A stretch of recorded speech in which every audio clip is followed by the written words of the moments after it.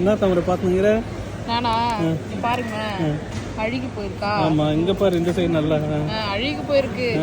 ஆனா இந்த பழத்தோட கொடுக்க மாட்டாங்க. ஆனா பார்த்தா 40 கிராம் தான் போடுது. லாஸ்ட் வரைக்கும் அழுகுனால 40 கிராம்ல தான் இருக்கு. எங்க அம்மா மாதிரி கடை வச்சுக்கிறவங்க அதாவது பொட்டி கடை வச்சுக்கிறவங்கலாம் பார்த்தோன்னா தக்காளி அழுகி போகுது இல்லை கொஞ்சம் இதுவா இருக்கு, அதாவது அது வீணாயிடும்னு நினைச்சாங்கன்னா கம்மியா கூட ரேட் போட்டு குத்துருவாங்க.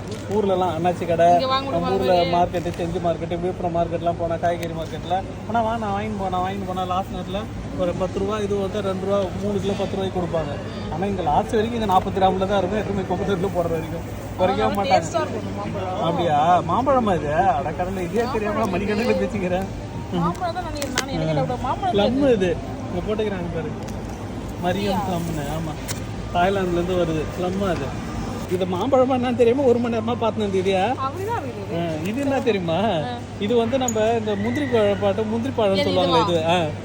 இதுக்கு நானே தேவலாம் போல. இதுவே தேவலாம். இது பேர் என்னன்னா வந்து ரோஸ் ஆப்பிள்லாம். ஆமா எனக்கு தெரிஞ்சு முந்திரி பழத்து இதுதான் ரோஸ் ஆப்பிள்னு சொல்லுவாங்கன்னு நினைக்கிறேன். யாருன்னா தெரிஞ்சா சொல்லுங்க. ரோஸ் ஆப்பிளும் முந்திரி பழமும் ஒன்னான்னு எனக்கு கரெக்டாக தெரியல. இது வேறங்க புளிப்பாக்கம். அப்படியா?